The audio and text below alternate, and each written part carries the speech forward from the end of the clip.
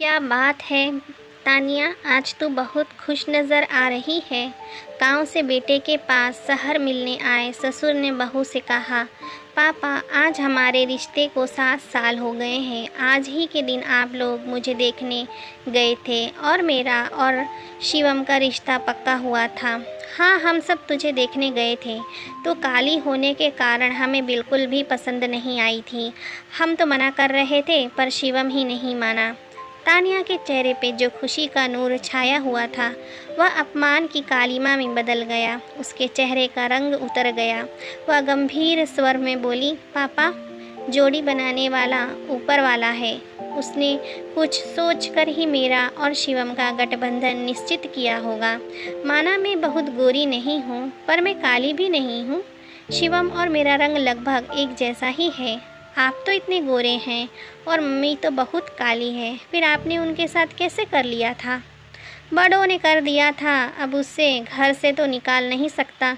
तू बहुत भाग्यशाली है जो तेरा रिश्ता शिवम के साथ हुआ। हंसते हुए उसके ससुर बोले। तानिया को ससुर का व्यवहार अच्छा नहीं लगा। वह एक अच्छे परिवार की संस्कारों वाली एमटेक लड़की थी, जबकि शिवम एक अनपढ़ परिवार में इकलौता पढ़ा लिखा लड़का था। तानिया की परवरिश में उसके माता पिता ने लड़के और लड़की में कोई भेदभाव नहीं किया था। शिवम के परिवार के लिए तानिया से रिश्ता एक गर्व की बात थी। किंतु कहते हैं ना, घर की मुर्गी दाल बराबर। इन 7 सालों में तानिया ने सबके साथ एडजस्टमेंट की पूरी कोशिश की और इस एडजस्टमेंट का नतीजा आज उसे इस एहसान के रूप में मिला है। तानिया को अपने व्यक्तित्व का अपमान अच्छा नहीं लगा और उसके शब्द कटु हो गए। पापा, आपने हर चीज़ हर बात जांच परख के बाद रिश्ता तय किया था। मेरे पापा आपके सामने घुटने टेक कर तो नहीं बैठे थे रिश्ता करने के लिए। अगर आपको नहीं पसंद था तो इनकार कर देते।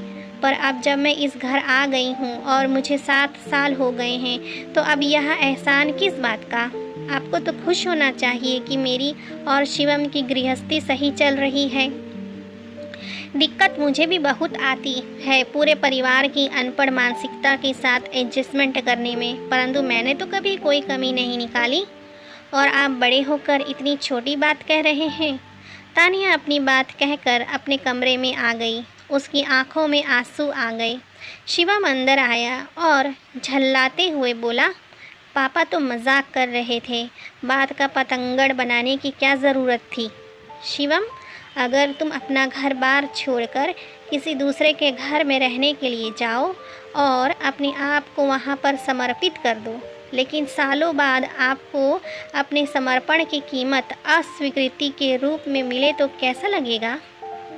मुझे बहुत खुशी होती अगर आप पापा के सामने अपने निर्णय को सही ठहराते, परंतु आप कुछ नहीं बोले और यहाँ आकर मुझे ही टोक रहे हैं। आप अपने आप को छोटा सिद्ध कर रहे हैं।